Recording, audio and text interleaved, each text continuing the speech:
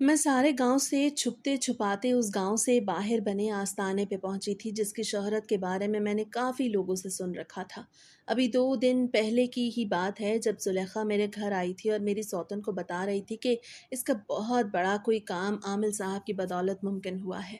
जुलेखा की बातें सुन के मैंने उसी वक्त ठान लिया कि मैं भी अपनी ज़िंदगी की सबसे बड़ी मुश्किल के हल के लिए आमिल साहब के पास जाऊंगी। और अब मैं सबसे नज़रें बचाती उस जगह पहुंच चुकी थी जहां उस वक्त ज़्यादा रश नहीं था और चारों तरफ एक अजीब सी खामोशी फैली हुई थी। आस्थाने के इर्द गिर्द फैली वीरानी मेरे दिल में अजब सा हौल पैदा कर रही थी, लेकिन मेरे अंदर लगी हसद की आग उस डर से कहीं ज़्यादा ताकतवर थी। मैंने अपने दुपट्टे को अच्छी तरह चेहरे पर लपेटा ताकि कोई मुझे पहचान न सके, क्योंकि उस गांव में इज्जत और बदनामी के दरमियान बहुत बारीक लकीर होती है। कदम कदम पे मुझे ऐसा लग रहा था जैसे झाड़ियों के पीछे से कोई मुझे देख रहा हो या दरख्तों के पत्ते मेरी उस साजिश पे सरगोशियां कर रहे हों। जब मैं उस कच्चे कमरे के करीब पहुंची जिस पे काली झंडियां लगी थीं तो बू की शिद्दत इतनी ज़्यादा थी कि मेरा जी मत लाने लगा। वहाँ चमड़े के जलने और किसी अजीब से लुबान की खुशबू मिली जुली थी जो सांस लेना मुश्किल कर रही थी। मैंने हिम्मत जमा की और कमरे के अंदर कदम रखा। अंदर घुप अंधेरा था, सिर्फ एक कोने में मिट्टी का दिया जल रहा था जिसकी रोशनी में सामने बैठे उस शख्स का चेहरा किसी आसेब जैसा लग रहा था। उसकी आंखें सुर्ख थीं जैसे बरसों से सोया ना हो और गर्दन में अजीबोगरीब हड्डियों के हार लटक रहे थे। मैंने कपकपाती आवाज़ में सलाम किया तो उसने सर उठा के मुझे यूं देखा जैसे मेरी रूह तक को पड़ रहा हो। मैंने बगैर किसी तमहीद के अपने दिल का जहर उगलना शुरू किया कि बाबा, मैं एक ऐसी सौतन के साथ रह रही हूँ जिससे मेरी ज़िंदगी जहन्नुम बना दी है।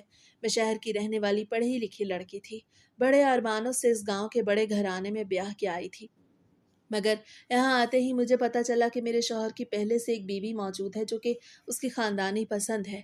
वो औरत दिखने में बहुत सादा है, पुरानी वज़ाक़ता की है, मगर उसने पूरे ख़ानदान को अपने सहर में जकड़ रखा है।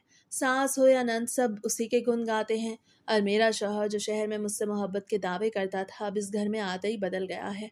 उसकी नज़रें हर वक्त उसी के गिर्द घूमती हैं और मैं एक फ़ालतू चीज़ की तरह एक कोने में पड़ी रहती हूँ। मैंने आमिल को बताया कि बाबा, मुझे उसकी फौरी मौत नहीं चाहिए। मैं उसे जीते जी तड़पना देखना चाहती हूँ।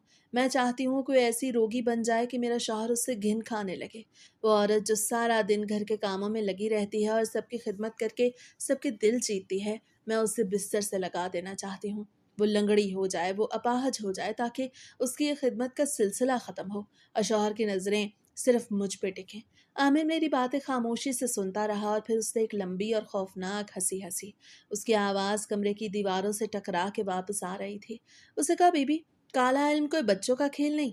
इसके लिए खून पसीना एक करना पड़ता है और जो तुम मांग रही हो वो एक बहुत बड़ा वार है। उसे अपनी झोली से कुछ पुराने सिक्के और काली मिर्चा निकाल के ज़मीन पे फेंकी और उनका मुआयना करने लगा। फिर वो मेरी तरफ झुका और निहायत संजीदगी से बोला, मैं तुम्हें वो चिल्ला बता सकता हूँ जिससे तुम्हारी सौतन का गोश्त हड्डियों से जुदा होने लगेगा और वो बिस्तर से लग जाएगी। लेकिन याद रखना, इसकी एक कीमत है। मैंने फौरन कहा, बाबा, आप जो मांगेंगे मैं दूंगी। मेरे पास जेवर है, पैसा है, बस मेरा काम कर दें। आमिल ने सर हिलाया और कहा, अभी मुझे कुछ इल्म नहीं, लेकिन जिस दिन तुम्हारा काम पूरा हो गया और तुम्हारी मुराद भर आई, उस दिन मैं खुद तुम्हारे पास आऊँगा और जो भी मांगूंगा वो तुम्हें बगैर किसी सवाल के मुझे देना होगा। अगर तुमने इनकार किया तो वो जादू पलट के तुम्हारी अपनी हड्डियों को गला देगा। मुझ पे तो जैसे जनून सवार था। मैंने फौरन हामी भर ली। आमिर ने मुझे एक पुराने कागज़ पे कुछ कलिमात लिख के दिया और चिल्ला समझाना शुरू किया। उसे कहा, तुम्हें 40 दिन तक हर रात ठीक 12 बजे, जब पूरा गांव सो रहा हो, घर के पिछवाड़े या किसी ऐसी जगह जाना होगा जहां से तुम्हारा रुख सिर्फ और सिर्फ कब्रिस्तान की जानिब हो। तुम्हें एक टांग पे खड़े होकर ये कलिमात 1000 बार दोहराने होंगे। उन 40 दिनों में तुम्हें गोश्त नहीं खाना होगा और ना ही किसी से ज़्यादा बात करनी होगी। तुम्हारा पूरा ध्यान सिर्फ अपनी सौतन की बर्बादी पे होना चाहिए। आमिर ने मुझे खबरदार किया कि इन 40 रातों में तुम्हें डरावने ख्वाब भी आएंगे, तुम्हें साए भी नजर आएंगे और शायद तुम्हें ऐसा लगे कि कोई तुम्हारा गला घोंट रहा है। लेकिन अगर तुम एक सेकंड के लिए भी ज़मीन पे अपनी दूसरी टांग लटकाओगी तो ये अमल टूट जाएगा और तुम्हें नुकसान पहुंचेगा। मैंने वो कागज़ मजबूती से अपनी मुट्ठी में दबा लिया। मेरे दिल में खौफ तो था, मगर उससे कहीं ज़्यादा बदले की तड़प थी। मैंने आमिल के सामने सर झुकाया और उस पुरअसरार आस्ताने से बाहर निकल आई। घर वापसी का रास्ता मुझे पहले से ज़्यादा लंबा और डरावना लग रहा था। हवा में एक सर्दी सी आ गई थी और हर आहट पे मेरा दिल डूबने लगता था। جب میں اپنے کمرے میں پہنچی تو سامنے ہی صحن میں میری سوتن بڑی محبت سے میرے شوہر کے لیے کھانا لگا رہی تھی۔ اسے ہنستا مسکراتا دیکھ کے میرا ارادہ اور بھی پکا ہو گیا۔ میں نے دل میں سوچا بس 40 دن کی بات ہے، پھر تمہاری یہ مسکراہٹیں ہمیشہ کے لیے چھن جائیں گی اور اس گھر کی ملکہ صرف میں ہوں گی۔ جیسے ہی میں صحن پار کرنے لگی میری سوتن کی آواز نے میرے قدم جکڑ لیے۔ وہ بڑی اپنائیت اور مسکراہٹ کے ساتھ میری طرف دیکھ رہی تھی اور کہنے لگی آ جاؤ رابعہ، تم بھی کھانا کھا لو، کہاں گئی تھی؟ بڑی دیر کر دی آنے میں۔ اس کے اچانک سوال پہ میں بری طرح گڑبڑا گئی۔ میری سمجھ میں نہیں آ رہا تھا اسے کیا جواب دوں۔ آج نہ جانے کیسے میرا شوہر بھی وقت سے پہلے گھر آ گیا۔ وہ وہیں بیٹھا تھا اور سوتن بڑے پیار سے اسے کھانا پیش کر رہی تھی۔ میرے لیے بھی اس کے لہجے میں ایسی شیرینی تھی جیسے اسے مجھ سے کوئی گلہ ہی نہ ہو، اور سچ تو یہ ہے اس کی یہی وہ بات تھی جو میرے شوہر کو سب سے زیادہ پسند تھی۔ وہ اکثر مجھ سے کہتا تھا، رابعہ تم ہمیشہ لڑائی جھگڑے کے بہانے ڈھونڈتی ہو، جبکہ وہ تمہاری سوتن اور میری پہلی بیوی ہونے کے باوجود تمہیں دل سے قبول کر چکی ہے۔ کبھی اس سے صبر اور ظرف سیکھو۔ شوہر کی یہ باتیں میرے زخموں پہ نمک کا کام کرتی۔ میں نے فوراً نفی میں سر ہلایا اور غصے بھری آواز میں کہا، مجھے بھوک نہیں ہے، اور پیر پٹکتی ہوئے اپنے کمرے میں جا کے بند ہو گئی۔ میرا دل اندر سے بری طرح جل کے راکھ ہو رہا تھا۔ میرے سامنے وہ میرے شوہر کو کھانا پیش کرتے ہوئے جس طرح مسکرا رہی تھی، یہ منظر مجھے ایک پل کے لیے بھی برداشت نہیں تھا۔ بے شک وہ میرے شوہر کی پہلی اور خاندانی بیوی تھی، لیکن مجھے اس بات کا مان تھا کہ میرا شوہر مجھ سے محبت کرتا ہے۔ میں شہر کی پڑھی لکھی اور جدید لڑکی تھی جس نے نہ صرف اپنی محبت کی خاطر اس دیہاتی ماحول کو قبول کیا، بلکہ اپنے شوہر کو اس بات پہ مجبور کیا کہ وہ اپنی پہلی بیوی کے ہوتے ہوئے بھی مجھے اپنائے اور مجھے وہ مقام دے جس کی میں حقدار ہوں۔ مجھے اپنی خوبصورتی اور اپنی تعلیم پہ بڑا ناز تھا، لیکن اس گھر میں آ کے مجھے احساس ہوا کہ یہاں میری خوبصورتی سے زیادہ اس سوتن کی سادگی اور خدمت کے چرچے ہیں۔ کمرے میں اکیلے بیٹھ کے میں نے اس کاغذ کو دیکھا جو عامل نے مجھے دیا تھا۔ میری نظروں کے سامنے سوتن کا وہ مسکراتا ہوا چہرہ گھوم گیا اور میرا ارادہ مزید پکا ہو گیا۔ میں نے سوچا تمہاری یہ ساری شیرینی اور یہ سادگی بس چند دنوں کی مہمان ہے۔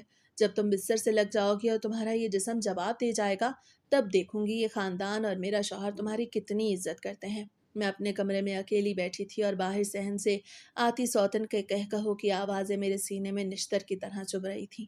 وہ عورت جسے میں نے ہمیشہ اپنے سے کمتر سمجھا تھا، آج وہی میری زندگی کا سب سے بڑا کانٹا بن چکی تھی۔ میرے ذہن میں صرف وہ منظر گھوم رہا تھا جب میرے شوہر نے اس کی سادگی کی تعریف کی۔ وہ الفاظ میرے کانوں میں ہتھوڑوں کی طرح بج رہے تھے کہ رابعہ کبھی اس سے ظرف سیکھو۔ میں نے ایک زوردار ٹھوکر سامنے پڑی کرسی کو ماری اور دل ہی دل میں عہد کیا، اب بہت ہو گیا۔ اب یا تو اس گھر میں وہ رہے گی یا میں۔ شہر کی زندگی چھوڑ کے میں یہاں اس لیے نہیں آئی تھی کہ ایک دیہاتی عورت کے زیر سایہ زندگی گزاروں۔ مجھے اپنے آپ پہ اور اپنی تعلیم پہ جو ناز تھا وہ اب ایک جنون کی شکل اختیار کر چکا تھا۔ میں نے میز پہ بڑے اس پرانے اور بوسیدہ کاغذ کو دوبارہ اٹھایا جس پہ عامل نے وہ کالی سیاہی سے کلمات لکھ کے دیے تھے۔ ان لفظوں کو دیکھ کے میرے وجود میں ایک عجیب سی لہر دوڑ گئی، جیسے کوئی اندیکھی طاقت مجھے پکار رہی ہو۔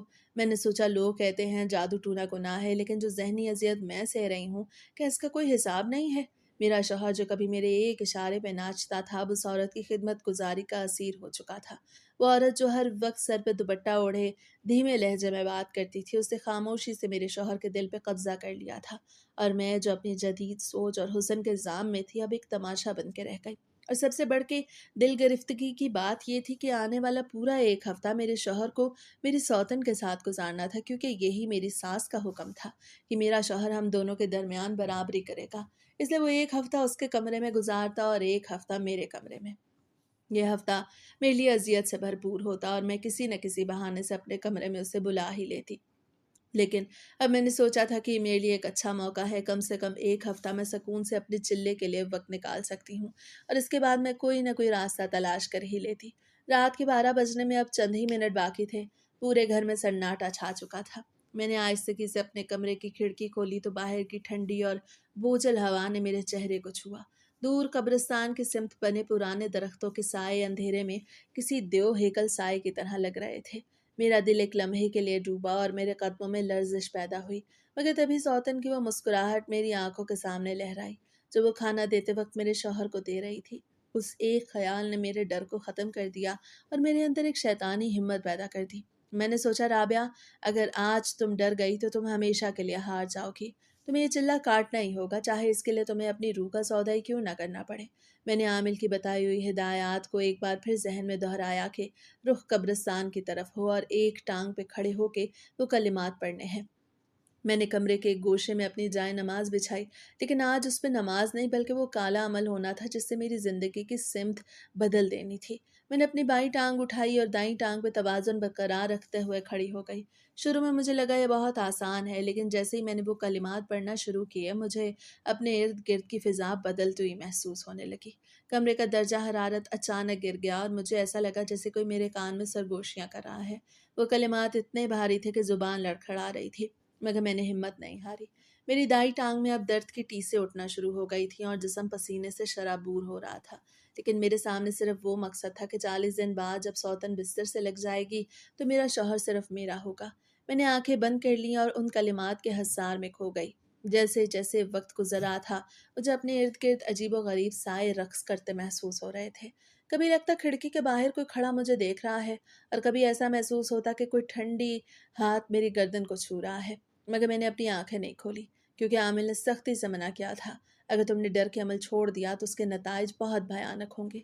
मेरी टांग अब पत्थर की तरह भारी हो चुकी थी और तवाज़ुन बरकरार रखना मुश्किल हो रहा था, मगर मेरे अंदर का हसद मुझे गिरने नहीं दे रहा था। मैंने सोचा ये तो सिर्फ पहली रात है, अभी 39 रातें मज़ीद बाकी हैं। लेकिन मैं ये कर लूँगी, मैं हर हाल में ये कर लूँगी, क्योंकि मुझे अपनी सौतन की वो मुस्कुराहट हमेशा के लिए छीननी है। मुझे उसे उस मकाम से गिराना है जहाँ वो आज खड़ी है। रात के उस पहर जब दुनिया सो रही थी, मैं अपनी तबाही और दूसरों की बर्बादी का सामान कर रही थी। मुझे उस वक्त इस बात का अंदाज़ा नहीं था कि जादू की ये काली दुनिया जितनी पुरकशिश लगती है, इसका अंजाम उतना ही हौलनाक होता है। मैंने पहला घंटा इसी हालत में गुजार दिया, और जैसे ही अमल का पहला हर मरहला मुकम्मल हुआ, मैं निढाल होकर ज़मीन पर गिर पड़ी। मेरा जिस्म कांप रहा था, लेकिन मेरे चेहरे पर एक फातिहाना मुस्कुराहट थी कि मैंने पहला कदम उठा लिया है। अब वापसी का कोई रास्ता नहीं था और मैं उस अंधेरे में बहुत दूर निकल आई थी, जहाँ से रोशनी की कोई किरण नजर नहीं आ रही थी। मैंने कागज़ को दोबारा छुपाया और बिस्तर पे लेट गई, मगर नींद मेरी आंखों से कोसों दूर थी, क्योंकि अब मेरे जहन में सिर्फ वो मंजर था जब सौतन बिस्तर से लगेगी और वो दर्द से तड़पेगी, और यही मेरा सुकून था, यही मेरी फतह थी। अगली सुबह जब मेरी आँख खुली तो सूरज की रोशनी खिड़की से छन के मेरे चेहरे पे पड़ रही थी। मेरा पूरा जिस्म अकड़ा हुआ था और दाईं टांग में ऐसी टीसें उठ रही थीं जैसे हज़ारों सुइयां एक साथ चुभ रही हों। मैंने हिम्मत करके बिस्तर से उठने की कोशिश की तो एक बार फिर निढाल होकर गिर पड़ी।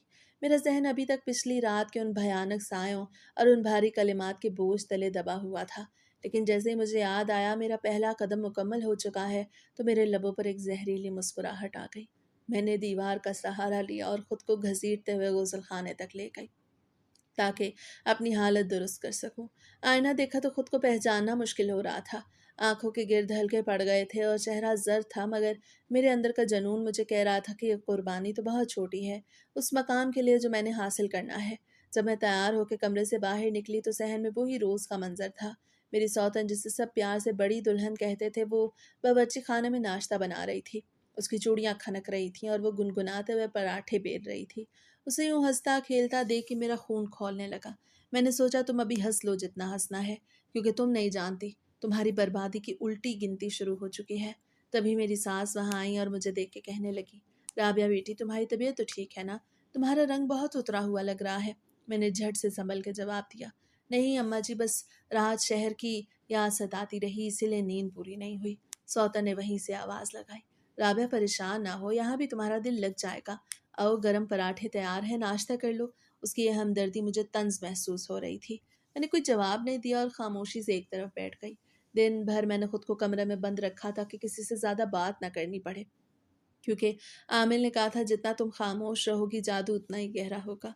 मैंने बार बार उस कागज़ को निकाल के देखा, उन कलिमात को जहन नशीन करने लगी जो मुझे रात को दोबारा पढ़ने थे। शाम ढलते ही मेरी बेचैनी बढ़ने लगी। मेरा शौहर घर आया तो वो सीधा ही सौतन के कमरे में चला गया, क्योंकि ये उसका हफ्ता था। मैं खिड़की के पास खड़ी उनकी हंसी सुनती रही। मेरा दिल चाह रहा था कि अभी जाके सबको बता दूं कि मैं क्या करने वाली हूँ, लेकिन मुझे सब्र करना था। मुझे उस वक्त का इंतज़ार था जब वो खुद घुटनों के बल मेरे सामने गिरेगी। रात के 12 बजे एक बार फिर मैंने वही अमल शुरू किया। आज रात हवा में एक अजीब सी साएं साएं थी, जैसे कोई रो रहा हो, कि कोई मुझे पुकार रहा हो। मैंने अपनी बाईं टाँग उठाई और दोबारा उसी हालत में खड़ी हो गई। कलिमात पढ़ना शुरू किए तो कमरे के कोने में मुझे काला साया बैठा हुआ महसूस हुआ। मेरा दिल इतनी ज़ोर से धड़का कि मुझे लगा पसलियाँ टूट जाएँगी, मगर मैंने अपनी दूसरी टाँग ज़मीन पे नहीं टिकी। मुझे ऐसा लगा जैसे कोई मेरे कान के बिल्कुल करीब आके सांस ले रहा है और ठंडी हवा के झोंके मेरी गर्दन से टकरा रहे हैं। मैंने अपनी आंखें सख्ती से बंद कर लीं और कलिमात की रफ्तार तेज कर दी। दर्द की शिद्दत से मेरा बुरा हाल था। ऐसा लगता था जैसे मेरी हड्डी तड़क जाएगी, मगर मैंने खुद को याद दिलाया, राबिया, तुम शहर की वो लड़की हो जो कभी नहीं हारी। तुम इस गांव की एक मामूली औरत से कैसे हार सकती हो? 10 दिन गुजर गए। मैं बस सारा दिन बिस्तर पे पड़ी रहती। घर वाले समझते थे शायद मुझे शहर की याद बीमार कर रही है। शौहर कभी कभी मेरे कमरे में आता और मेरे सर पे हाथ रख के पूछता कि राबिया, तुम इतनी कमज़ोर क्यों हो रही हो? डॉक्टर को दिखाएं। लेकिन मैं उसे टाल देती, क्योंकि मैं नहीं चाहती थी कि कोई भी मेरे करीब आए और मेरी हकीकत जान ले। मेरे शौहर को भी खुद से मैं दूर रखना चाहती थी, क्योंकि आमिर ने सख्ती से मना किया था कि मुझे किसी से ज़्यादा बात नहीं करनी और ना ही उन दिनों में शौहर से कोई ताल्लुक़ रखना है। इधर सौतन का हाल अब बदलना शुरू हो रहा था। एक दोपहर मैंने देखा वो चलते चलते अचानक लड़खड़ाई और दीवार का सहारा लिया और जग मेज़ पे रख दिया। उसकी उंगलियां अपनी टांग के ऊपरी हिस्से को सहला रही थीं। वो कराह रही थी। उसकी वो दर्द भरी आवाज़ मेरे लिए किसी सुरीली मौसीकी से कम नहीं थी। मैंने महसूस किया कि मेरा किया हुआ अमल अब रंग दिखा रहा है। वो कलिमात जो मैंने रातों को जा के पढ़े थे, वो अब उसके जिस्म में जहर बन के उतर रहे थे। वो वहीं खड़ी मुस्कुराती रही और सोचती रही कि आई बहुत बड़ी दुल्हन, अब तुम्हारी वो फुर्ती कहाँ गई? अब कहाँ गए वो पराठे, वो खिदमतें जिन पे मेरा शौहर फिदा था? जूं जूं उसकी लंगराहट बढ़ी, घर में एक अजीब सी उदासी फैल गई। लेकिन मेरे कमरे में एक जश्न का समा था। मैंने आईने में अपना चेहरा देखा।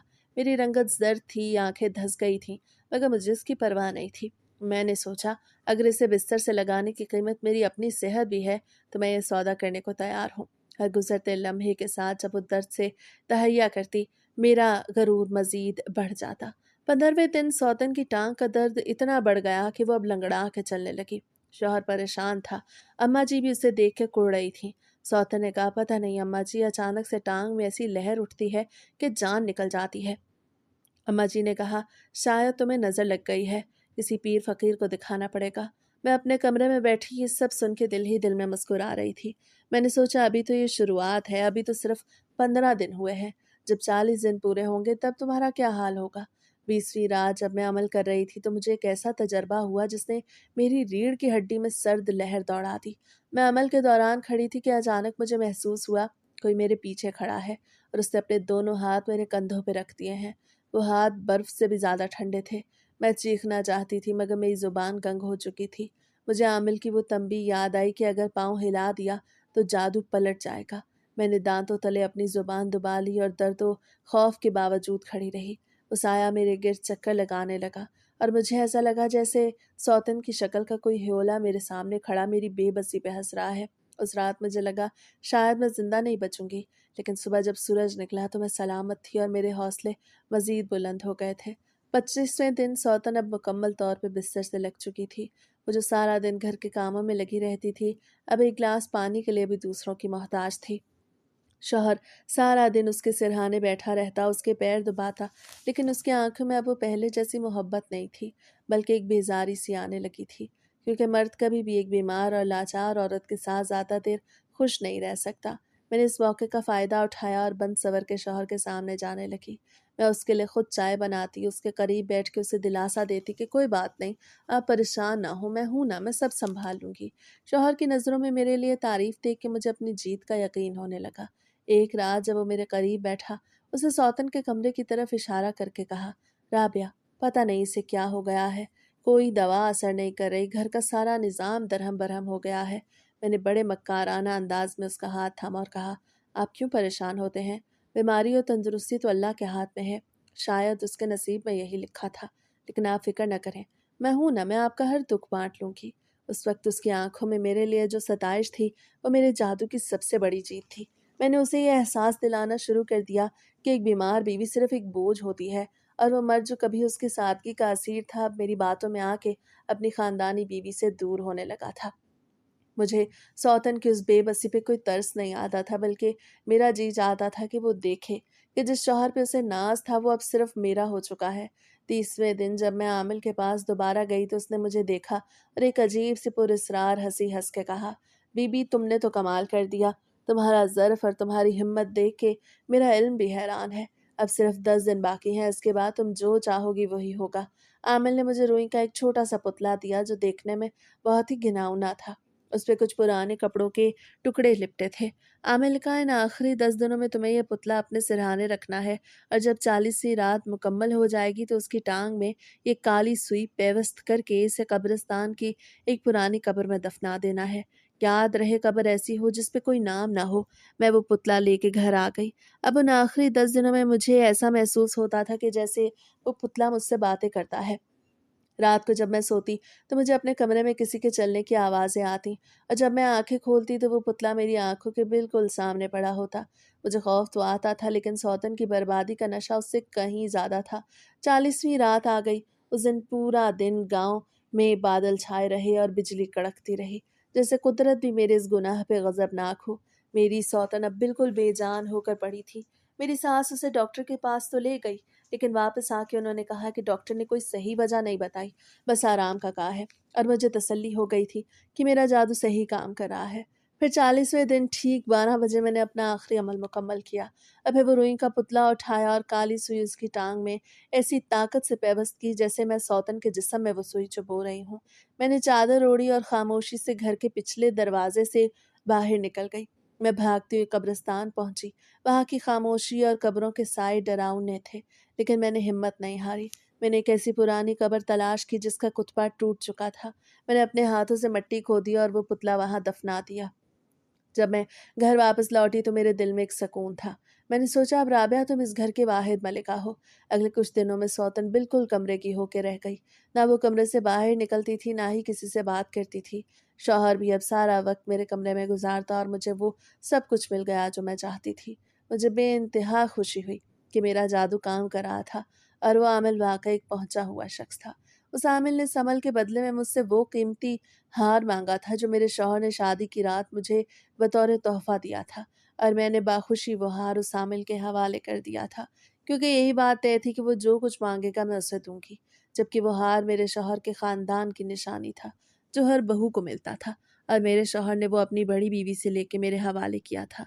लेकिन फिर भी मैंने वो हार उस आमिल को दे दिया। लेकिन इंसानी लालच कभी ख़त्म नहीं होती।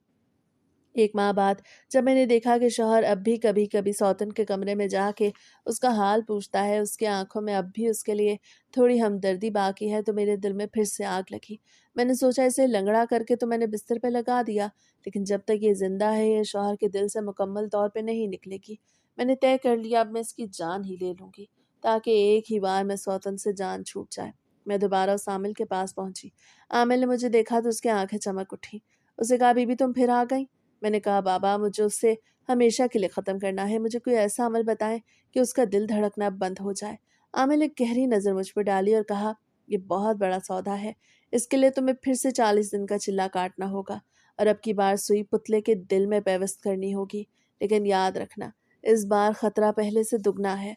मैंने जनून में आके कहा, मुझे मंजूर है। मैंने दोबारा वही अमल शुरू किया। 40 दिन पूरे हुए। मैंने रुई का नया पुतला बनाया, और उसके दिल में वो काली सुई ऐसी बेरहमी से घुसा दी कि पुतले से रुई बाहर निकल आई। मैं कब्रिस्तान पहुंची और उसी पुरानी कब्र में जहां पहले पुतला दफनाया था दोबारा मिट्टी खोदने लगी। फिर मैंने जल्दी से दूसरा पुतला वहां रखा और मिट्टी बराबर करके भागती हुई घर की तरफ आई। जैसे ही मैं घर के सहन में पहुंची मैंने देखा, मेरा शौहर जो 2 दिन पहले शहर गया था वो वापस आ चुका है। वो उस सहन में खड़ा मेरा इंतजार कर रहा था। उसकी आंखों में वो मोहब्बत नहीं थी, बल्कि एक ऐसा खौफ और नफरत थी जो मैंने पहले कभी नहीं देखी थी। उसने मुझसे पूछा, राबा तुम इस वक्त कहाँ से आ रही हो?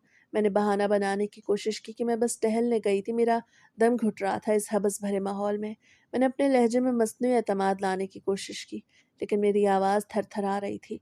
अभी मेरे अल्फाज मुकम्मल भी न हुए थे कि शौहर का भारी हाथ पूरी कुव्वत से मेरे गाल पे आ लगा।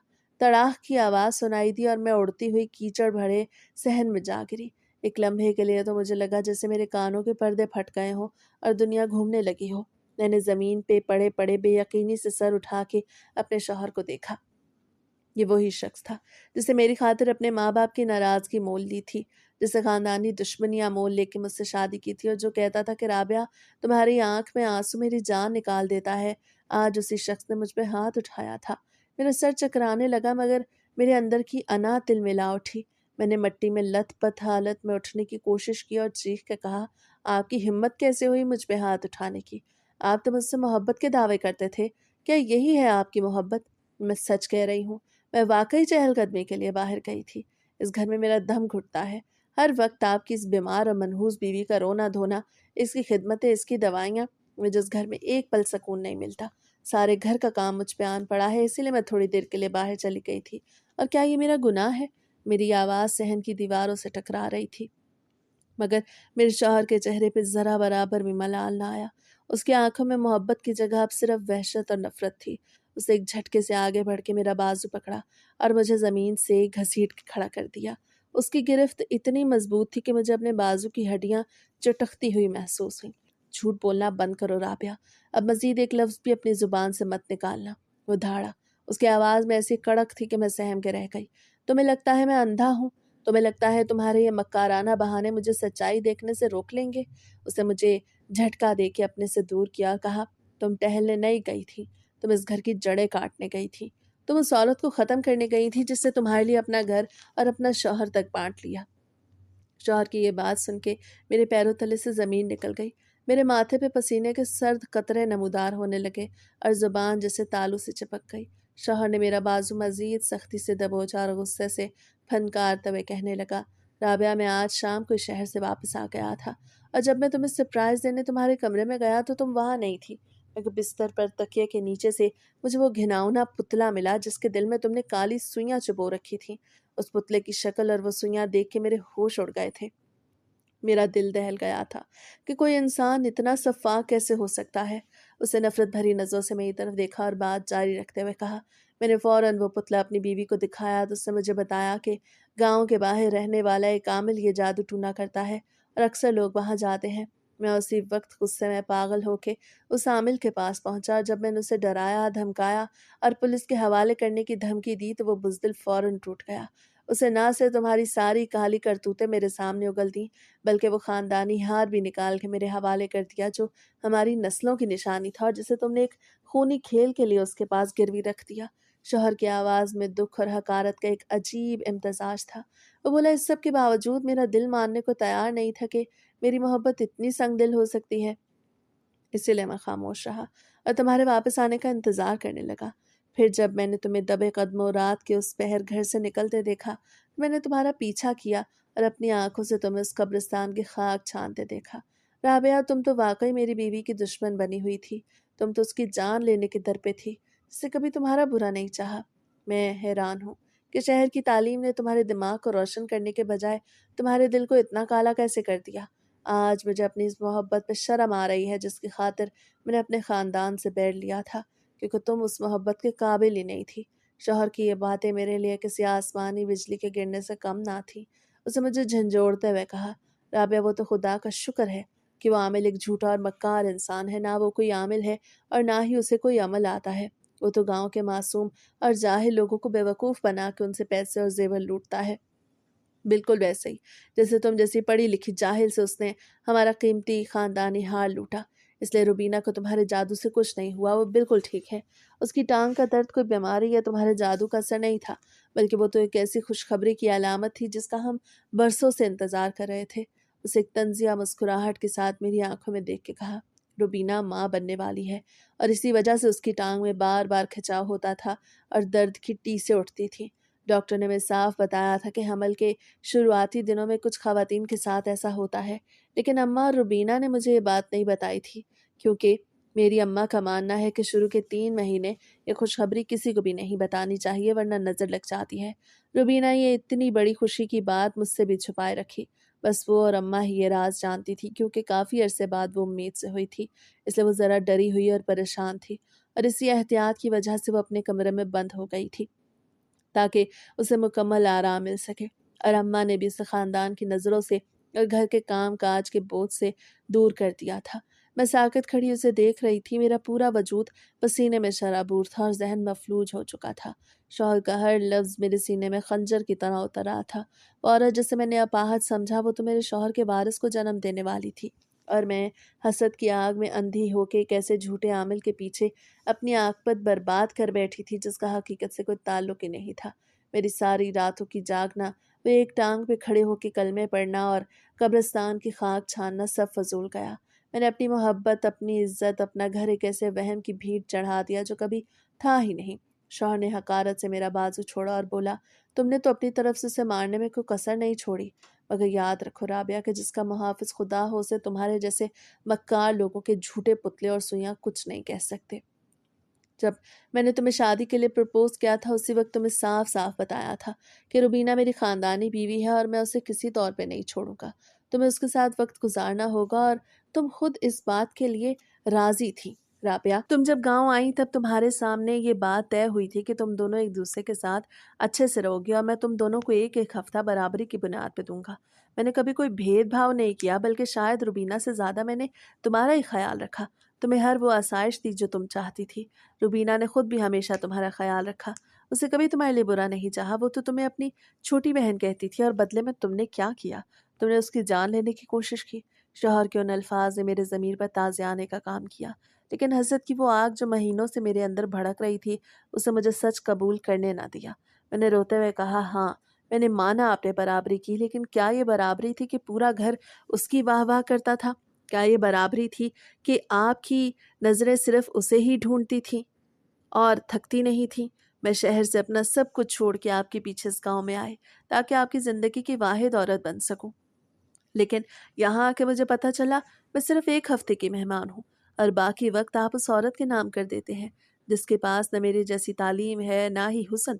मेरा शौहर मेरी बात सुन के तलखी से हंसा और बोला, तालीम और हुस्न अगर इंसान को अंधा और सफाक बना दे तो ऐसी तालीम पे लानत है राबिया।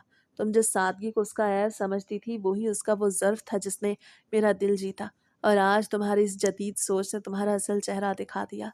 तुमने जिस औरत को अपाहज करने के लिए सुइयां चुभीं, वो तुम्हारे लिए हर वक्त दुआएं करती थी कि जल्दी तुम्हारी गोद भी भर जाए। मेरे शौहर ने गुस्से में अपना आखिरी फैसला सुनाया, राबिया, तुम कल सुबह की पहली गाड़ी से वापस शहर चली जाओगी, और आज के बाद मेरा तुमसे कोई ताल्लुक नहीं रहेगा। मैं हमेशा हमेशा के लिए तुमसे अपना हर रिश्ता ख़त्म कर रहा हूँ। ये सुन के जैसे मेरे पैरों तले से ज़मीन निकल गई। मेरे सीने में एक हुक सी उठी और मैं बुरी तरह धाड़े मार के रोने लगी। सच तो ये था कि मैं अपने शौहर से जनून की हद तक मोहब्बत करती थी। उसके बगैर जीने का तसव्वुर भी मेरे लिए मुहाल था। मैं तड़प के उसके पैरों में गिर पड़ी, उसकी कमीज़ का दामन पकड़ के गिड़गिड़ाने लगी कि मुझे माफ़ कर दें, मुझसे गलती हो गई, मैं हसद में अंधी हो गई थी। लेकिन अहमद का दिल पत्थर हो चुका था। उन्होंने नफरत से अपना पाँव पीछे खींच लिया। तभी रुबीना, जो अब तक खामोश खड़ी ये सब देख रही थी, वो धीरे से आगे बढ़ी। उसे झुक के मिट्टी में अटी हुई मुझे सहारा दे के उठाया और खड़ा किया। उसकी आंखों में मेरे लिए कोई नफरत या इंतकाम नहीं था, बल्कि एक अजीब सी हमदर्दी थी। वो अहमद की तरफ मुड़ी और बड़े सुकून से कहने लगी, अहमद, मैंने राबिया को माफ़ कर दिया है, और जब मैंने इसे माफ़ कर दिया तो फिर आप कौन होते हैं इसे सज़ा देने वाले? ये मेरे खिलाफ साजिश कर रही थी ना, ये मेरी गुनहगार थी, तो मैं इसे खुद माफ़ कर रही हूँ। आप इसे घर से नहीं निकालेंगे। रुबीना की ये बात सुन के ना सिर्फ मैं बल्कि अहमद भी बेयकीन रह गए। वो हैरत से उसे देखने लगे, मगर उसकी ये हमदर्दी मेरे सुलगते हुए ज़ख्मों पर मरहम बनने के बजाय नमक बन के लगी। मैं एक झटके से उससे पीछे हटी, जैसे उसके छूने से मेरा बदन जल गया हो। मुझे लग रहा था वो अब भी अपनी वही पुरानी शराफत और नेक नामी का ढोंग रचा के सबकी नज़रों में मज़ीद बुलंद होना चाहती है और मुझे मज़ीद जलील करना चाहती है। मैंने फ़ौरन इनकार में सर हिलाया और नफ़रत से चीख के कहा, तुम्हारी यही बातें तो हैं जो तुम खुद को हमेशा अच्छा साबित कर देती हो। तुम अभी भी क्या समझती हो कि मैं तुम्हारी माफ़ी की मुंतज़िर हूँ? मुझे तुमसे कोई माफ़ी नहीं चाहिए, और ना ही मुझे तुम्हारा ये एहसान चाहिए। मैं सिर्फ अपने शौहर के साथ रहना चाहती हूँ। मुझे तुमसे कोई लेना देना नहीं। ना जाने क्यों मेरा वो शहरी गरूर और मेरी अना अब भी मेरे अंदर बाकी थी, जो मुझे उसके सामने झुकने नहीं दे रही थी। मैंने गुस्से और जलन में रुबीना को फिर से बुरा भला कहना शुरू किया, लेकिन मैं ये भूल गई कि अहमद की बर्दाश्त अब ख़त्म हो चुकी है। जब उसने देखा कि इतने बड़े गुनाह और रुबीना की इतनी बड़ी माफ़ी के बाद भी मैं अब भी उसे गलत कह रही हूँ और अपनी ज़िद पे अड़ी हूँ, तो उसका चेहरा गुस्से से तमतमा उठा। उसने एक गहरी और सर्द सांस ली और मुझ मुखातिब करके वो अल्फाज कह दिए जिनका मैंने कभी ख्वाब में भी नहीं सोचा था। احمد نے وہیں کھڑے کھڑے سب کے سامنے مجھے 3 بار طلاق دے کے میرا اور اپنا رشتہ ہمیشہ کے لیے ختم کر دیا۔ میرے کانوں میں سائیں سائیں ہونے لگی۔ میرا وہ غرور، وہ انا اور وہ جادو جس کے زور پہ میں اس گھر کی ملکہ بننا چاہتی تھی، اب مٹی کے ڈھیر کی طرح میرے سامنے بکھر چکے تھے۔ میں نے دوسری عورت کے گھر اجاڑنے کی کوشش کی تھی، مگر انجام کار میرا اپنا گھر اور میرا نصیب اجڑ گیا۔ میں اپنی ہی بچھائی ہوئی نفرت کی آگ میں جھلس کے رہ گئی۔ میری ساس تو اس رات مجھے تنہا نہیں چھوڑا تھا۔ شاید انہیں میری حالت پہ ترس آ گیا، اسی لیے انہوں نے مجھے اپنے کمرے میں پناہ دی، لیکن ان کی خاموشی میں ایک گہرا دکھ تھا۔ اگلی صبح جب سورج کی پہلی کرن نے گاؤں کے کچے راستوں کو روشن کیا تو وہ خود مجھے ریل گاڑی میں بٹھانے آئیں۔ اسٹیشن کی اس بھیڑ میں جب انہوں نے میرا ہاتھ تھاما تو ان کی آواز بھر آ گئی تھی۔ انہوں نے کہا، رابعہ تم نے اپنے ساتھ خود بہت زیادتی کی ہے بیٹی۔ سچ تو یہ ہے روبینہ نے کبھی برا نہیں چاہا تمہارا، وہ تو ہمیشہ تمہارے لیے دعا کرتی تھی۔ میں نے ان کی بات کا کوئی جواب نہیں دیا، بس خاموش رہی۔ میری آنکھوں سے آنسو مسلسل بہہ رہے تھے کیونکہ اب ان نصیحتوں اور باتوں کا کوئی مطلب نہیں رہا تھا۔ میرا بسا بسایا گھر اجڑ چکا تھا اور وہ محبت جس کے زام میں نے خدا تک کو ناراض کر دیا وہ اب ایک قصہ پارینہ بن چکی تھی۔ میں شہر واپس لوٹ آئی۔ میرے والدین نے اگرچہ میری واپسی پہ کوئی بڑا ہنگامہ نہیں کیا اور خاموشی سے مجھے قبول کر لیا، لیکن ان کی نظروں میں موجود وہ سوالیہ نشان مجھے روز جلاتا تھا۔ آج جب برسوں بعد میں ماضی کی ان تلخ راہوں میں جھانک کے دیکھتی ہوں تو مجھے خود یقین نہیں آتا کہ میں نے اپنے شوہر کو پانے کے لیے کیا کچھ نہیں کیا۔ وہ کالا جادو، وہ خوفناک راتیں، وہ قبرستان کی مٹی اور وہ ایک ٹانگ پہ کھڑے ہو کے چلا کاٹنا، سب کتنا ہولناک تھا۔ لیکن انجام کیا ہوا؟ اس نے مجھے طلاق دے دی، اور وہ بھی اس عورت کے سامنے جسے میں حقیر سمجھتی تھی۔ کبھی کبھی میں اکیلے بیٹھے سوچتی ہوں کہ کیا واقعی میری غلطی تھی؟ کیا میں نے ہی روبینہ کو غلط سمجھا تھا؟ میرا ذہن اب بھی ایک عجیب کشمکش کا شکار رہتا ہے۔ کیا روبینہ واقعی اتنی اچھی تھی کہ اس نے مجھے اپنی سوتن کے طور پہ دل سے قبول کر لیا تھا؟ کیا واقعی کوئی عورت اتنی ظرف والی ہو سکتی ہے کہ وہ اپنی محبت بانٹ لے اور پھر بھی مسکراتی رہے، یا پھر وہ ہر کسی کے آگے اچھا ہونے کا ناٹک کر کے سب کا دل جیت رہی تھی؟ شاید اس کی وہی اچھائی ہی اس کا سب سے بڑا جادو تھی جسے میرے شوہر کو مجھ سے دور کر دیا تھا۔ وہ جتنا جھکتی گئی میرا شوہر اس کا اتنا ہی گرویدہ ہوتا گیا، اور میں جتنا اپنی انا میں اکڑتی گئی اس کی نظروں میں اتنی ہی گرتی گئی۔ سچ تو یہ ہے کہ انسان کا اپنا کردار ہی اس کا سب سے بڑا جادو ہوتا ہے۔ میں نے کالے جادو سے کسی کو اپنا بنانا چاہا، مگر روبینہ نے اپنے اخلاق کے سفید جادو سے اسے ہمیشہ کے لیے میرا ہونے سے روک دیا۔ آج میں شہر کی اس گہما گہمی میں بھی خود کو اس تنہا محسوس کرتی ہوں، اور خود پہ ہنستی بھی ہوں کہ سوتن سے جان تو چھوٹ گئی مگر شوہر بھی نہ رہا اور اپنی ذات بھی کہیں کھو گئی۔